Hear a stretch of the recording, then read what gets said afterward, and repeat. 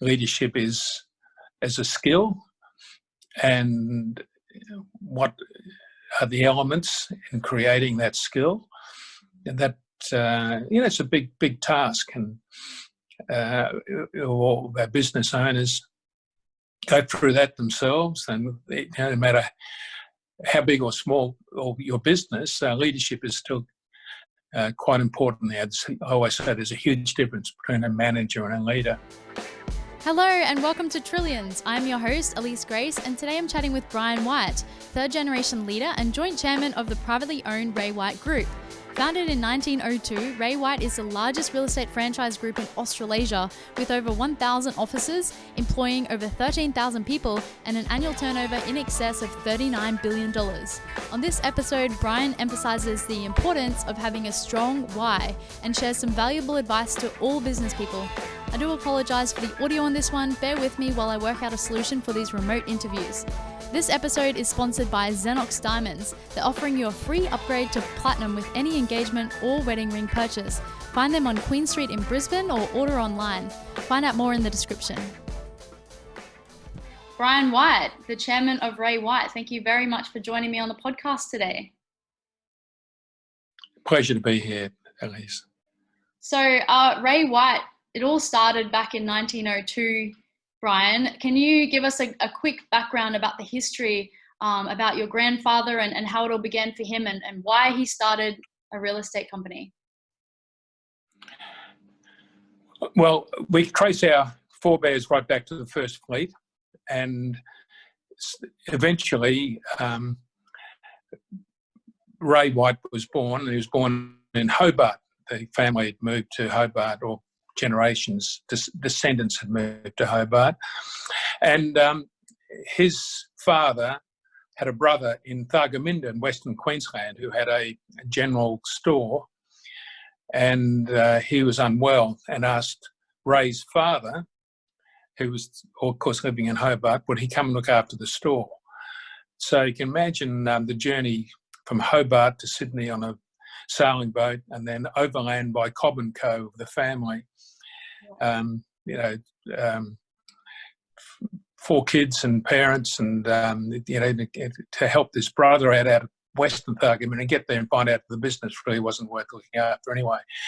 And eventually they wandered away from Thargomindah, came in closer, a place called Crow's Nest. I have no idea why they went to Crow's Nest, but that's great size out there. Yes, it's a long way. I mean, it's probably about as probably as far away as Bundaberg. Yeah. And but and eventually, as a young man, he was only about 24 in a tiny town. He just was restless and wanted to open a business. And he opened a business in a railway goods yard. Crow's Nest was the end of the rail line from Toowoomba going north, and you can imagine the shunting yards and things. There's a store on the shunting lines that was disused, and he opened a business there. And fortunately, we were able to find that old shed that had been moved and bashed, when the railway line was pulled up and so forth. And for our centenary, we were able to reposition the shed, had it restored as it was in a beautiful historical village in Crow's Nest. Eventually, I think he was a restless man, Ray. He decided to take his chance in Brisbane, which must have seemed a big city in those days compared to Crow's Nest. And he moved to Brisbane and repositioned and started there. And my father joined sort of around about the wartime, and he took over the business, rebuilt it after the war. And then I was the third generation, and with my brother Paul. Oh, very cool. And it wasn't just real estate Ray was selling in the early days. Was it goods and chattels and livestock and things like that as well? Anything, yes. Yeah. That's right. He was he had pig yards. He had his own unique pig yards where he'd auction pigs. And it was one of those settles where a lot of dairy products and it's quite a fertile surrounds Crow's Nest, and there are a lot of German farmers had come, and they'd settled in, and away they went. Oh, fantastic. And so you've been in charge of the business for quite some years now. What does Ray White look like currently in terms of size in Australia, internationally, and how many offices do you have? Well, we have over 1,000 offices now. As of course, Australia is our prime market, but we've got a fantastic business in New Zealand. We're certainly one of the major groups in New Zealand. We claim to be the largest network now in Indonesia. We have a very big business up there. We have an office in Hong Kong, and some other offices that are opening up in Europe, still very small. But we're very ambitious as a family. It's still a family business. One of the things I guess families have is every generation wants to take the business further than the previous generations, and I think that's the case now. My sons are now the leaders in the business, and it's a great joy to see the impact they're having. Yeah, I'm aware that you guys now do home loans and also Ray White investing. So I'm guessing that that's a property fund that people can invest in. Is that correct? Yes, that's right. We have a number of clients who like to. We have a specialist division that does manage investments, and that's done very well. Oh, fantastic. Yeah, well, that's great that each generation grows the business and they're not complacent and they've still got that drive and ambition. So how do you think, Brian, that's been nurtured through the generations? Because sometimes they say that the second and third generation kind of screw things up because they haven't been brought up with the rough and tough. But how have you raised such an ambitious, growth-oriented family? Oh, I mean, you've got to give credit to their mother. Their mother's been a very strong influence, and we think a lot about it. Why families have that reputation of not being able to survive the second generation, and we've been involved in a number of conferences overseas on family businesses, and there's a phrase, of course, first generation starts the business, second generation creates it, and third generation buggers it up. Yeah. You've heard that, I guess? Yes, I have. My comment to that is the real thing is first generation starts it, the second generation really creates something and then buggers up the succession. They create a succession that's not going to work. And we've been very careful in ensuring that succeeding generations, it's going to work. And so many arrangements have not worked out because it's been unrealistic what's been expected of them. Yeah. So do you kind of give free rein to some extent where they can use their own innovative mind and their own generational ideas to grow the business, obviously? Of course. I mean, I had that. And what I'm going to have a different policy towards the next generation? No, they have the ability and the rights to take control and be the leader, and take responsibility for the continued development. It's been very, very wonderful to see that happening. Yeah, it must be fantastic watching the business grow, and your son's taking it on board. So in 1972, take us back, Brian, when your dad, Alan, announced that he was passing on the role of running the business to you. What were your biggest challenges at the time? So you were sitting there, your dad just walked out of the office. What was the first thing that you did, and what was some of your learning experiences? Well, the first challenge was defining, when my father left the business, he had other things he wished to do. His parting words were, "Be a good leader." And it's very good to say to someone, "Be a good leader," but what's the difference between a leader and a manager? It's a huge subject, and most people are not born leaders. Of course, only a fraction of people you regard as saying, "No, he's a born leader." And there's that sort of attitude that if you're not a born leader, well, you can't be a leader. I know that is not correct. There are a number of disciplines that can be that should be adopted, and if followed through, then leadership becomes quite an asset. And then, of course, the other thing that happened at that time was I'll call it the Gough Whitlam years, which was that first oil crisis, when oil prices went and the world went into a deep recession, and suddenly to see a market just collapse around you. We had a number of offices that we used to have, and everything was losing money. So it was a pretty challenging time to take over the responsibility of a family business. So how did you develop yourself? Was it reading books? Was it speaking to some people to mentor you? Was it touching base with your dad once a week? Like you literally were sitting in an office and you just been handed over the reins to the business. So what exactly did you do to grow yourself? Well, it's all of those things. Understanding that leadership is as a skill, and what are the elements in creating that skill, and that it's a big task, and all our business owners go through that themselves, and no matter how big or small your business, leadership is still quite important there. I always say there's a huge difference between a manager and a leader. So we do encourage our business owners to become leaders, and a lot of our work is in giving confidence that people can become a leader. Whereas for most of their lives, they probably thought, well, I'm just just a member of the team, not actually standing out as being the leader. Yeah. So you've mentioned the 3 pillars of leadership. Can you tell the audience what those are? Well, the key thing is knowing what you want, and a lot of people are not too sure what it is they want. They get talked into it, or it sounds good, but just how deep is that want? And do your people know what it is that you do want? And quite often that's not very clear. And then I would say the third one is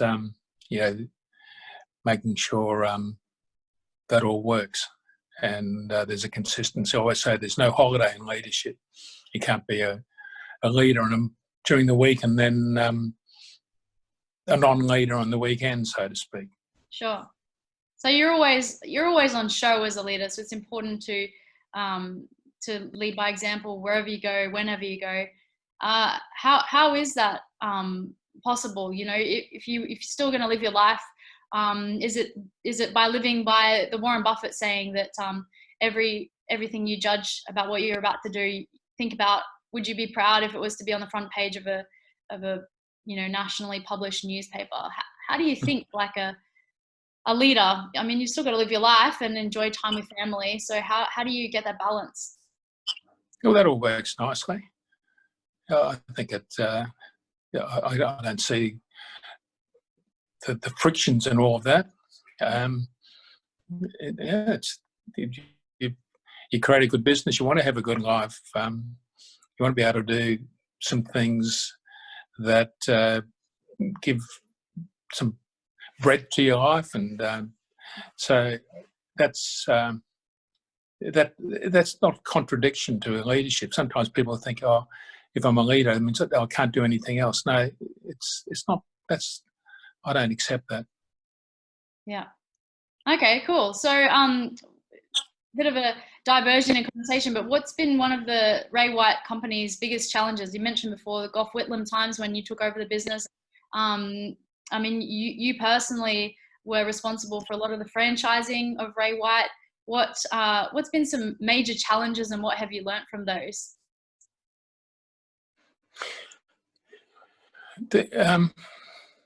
Well, the leadership counts. Probably our big challenge, we were just a Southeast Queensland business, and to realise that in the long term that wasn't going to be good enough. We need to be national, and that was a big decision to take, and then to seize opportunities. New Zealand's been just a wonderful experience for us. and surrounding countries. And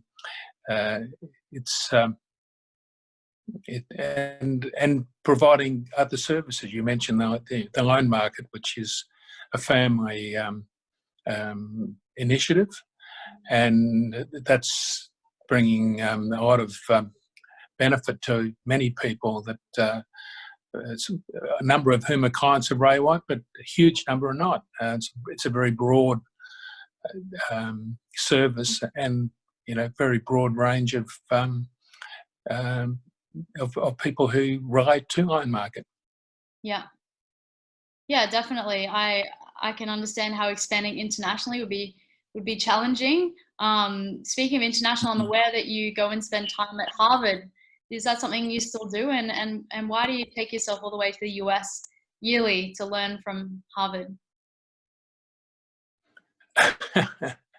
Well, it's a great experience. There's nothing like going to Harvard and going into their hallowed walls and listening to their best speakers. There are a number of their professors that we've got very close to over time, and some, we host them here in Australia for our people. So it's all part of being at the cutting edge and staying at the cutting edge. And talk about mindset too, Brian. Obviously, being in your position, you're observing other businesses coming up and being established. What do you think is something that this generation does really well that perhaps they weren't doing in your generation or your grandfathers?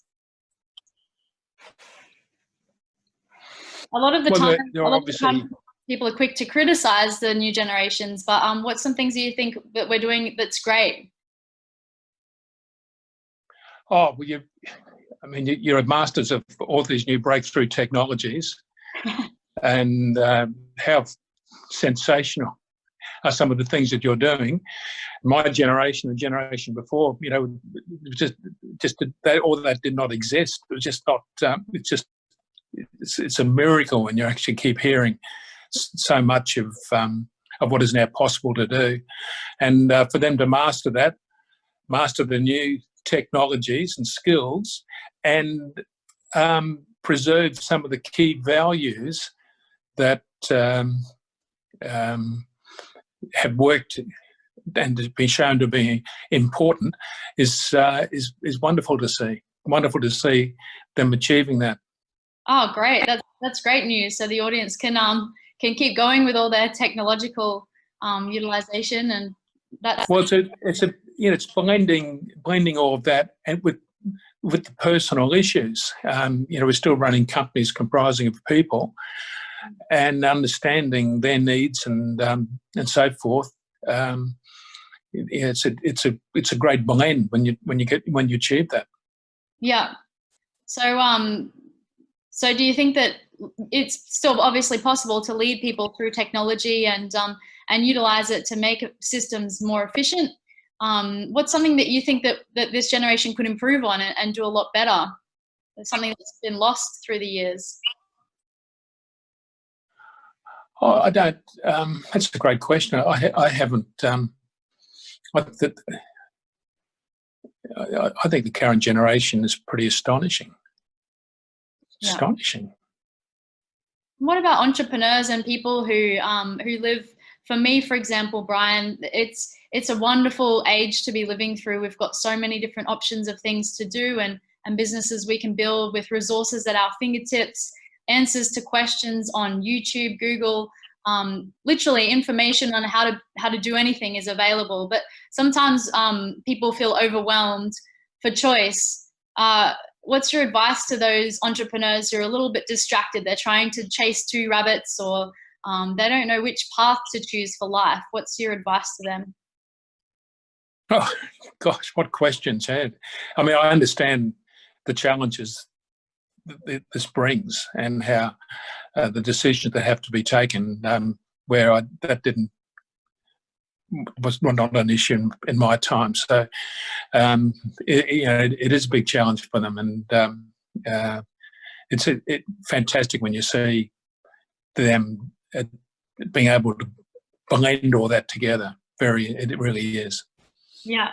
So spoilt for choice. If I have the choice between two different businesses, so property or I'm building a tech business, and I love both, but how do I choose one? Would it be go with what my heart desires, or would it be go with what I'm most skilled at, or what I have most influence in? What are your thoughts? I feel like we're really spoilt for choice, which is a great problem to have. It is a fabulous problem to have, but in the end, it's a choice that probably you need to say, looking back at some stage, am I glad I made those choices? Yeah. Can you predict in the future and think, what would I wish to have done? And it comes back a little bit back into leadership, isn't it? What is it that you want? So many are so skilled in technology that for them to be able to exploit that and to use their insights to create new processes must be a fabulous feeling. It is pretty cool. It can be overwhelming, but it's a great era that we're living through with technology right now. It is obviously tough with the world environment, with all this coronavirus stuff happening, but it's all about adapting and pivoting and finding the hidden opportunities in all the mud. So that's what I believe anyway, and that's how I'm living my life through this period. So in terms of mindset, Brian, when things got tough for you as a leader, because you are a leader as the chairman of Ray White, what do you like to do when times get tough and the spotlight's on you and you need to be a good leader? How do you cultivate the type of mind that's strong and can push through those challenges without jumping off a building, for example? How do you be a good leader and keep a strong mindset? Oh God, that's a question of enormous complexity, isn't it?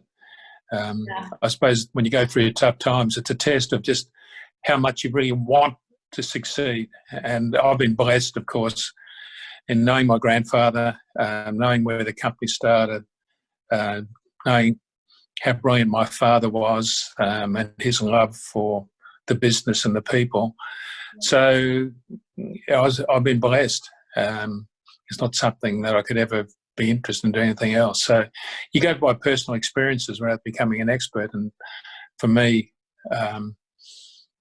it must be inspiring, Brian, coming from grassroots almost 120 years ago, and seeing your grandfather push through the times that he did and your father. You must reflect on them and the challenges that they had and think, well, what I've got right now is not so bad. I'll just keep going. Well, imagine we're talking about the coronavirus and the impact here now. Imagine the Second World War.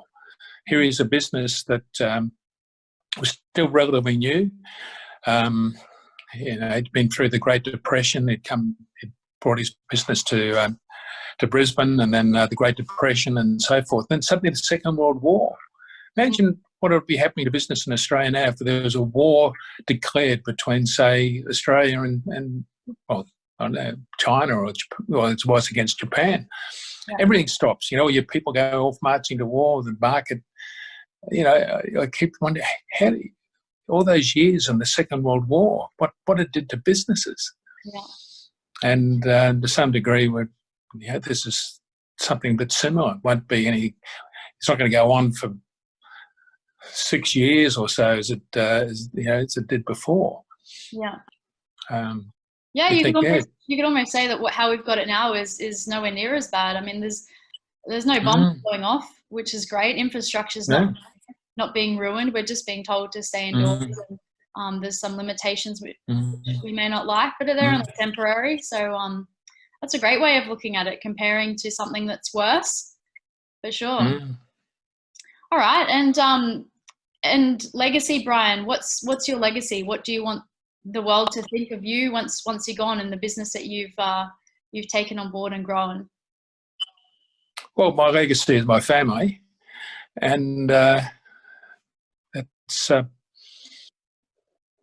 speaks for itself. Yeah, of course. And what about people who don't have a strong family business? Maybe they're the first generation in their family to start something revolutionary. what tips do you have from them? Let's pretend that Ray White was a brand new business when you took it on board. What advice do you have for people starting a business from the ground up?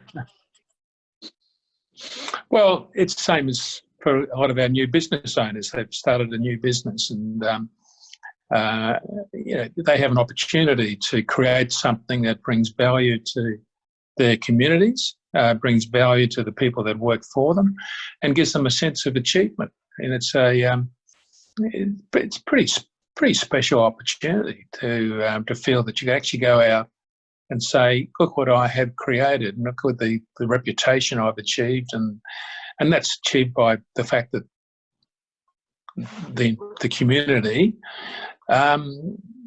use you. Community says, no, I want you to be the person to help me through these quite big decisions. Nothing, outside family issues. There's not too many bigger decisions than where you live, buy it, sell your own domestic property or an investment property.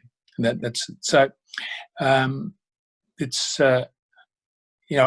easy to portray a pretty exciting opportunity. Yeah, cool.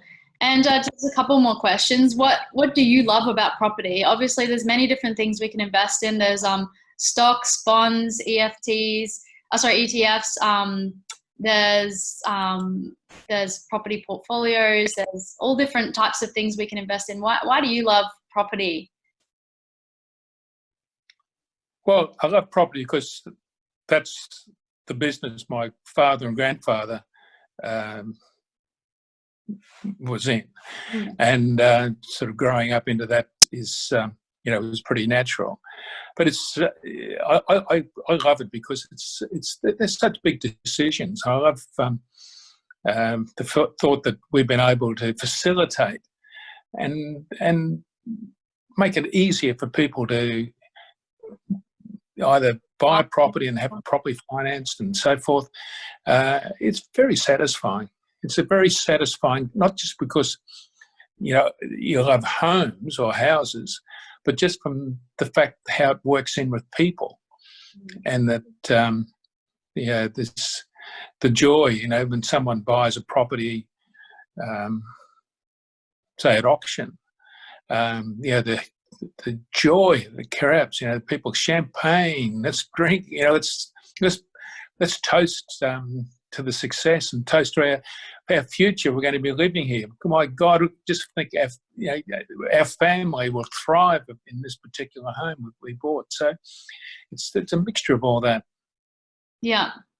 Versus just buying a bunch of stocks through a screen or through a broker. It sounds like a very different feeling. I personally can't 100% relate, but I can totally understand where you're coming from. Brian, I like to change the interview around just for one question and ask you what's one question you have for me. So you get to be the interviewer for one question. So what's something that you'd ask me? What question I'd ask of you? Yeah, anything. Is when are you going to come and join our company and become one of our star real estate operators? I actually did work for one of your franchisees for 3 days, but he didn't. Oh, really? He didn't like me, so not quite a career, isn't it?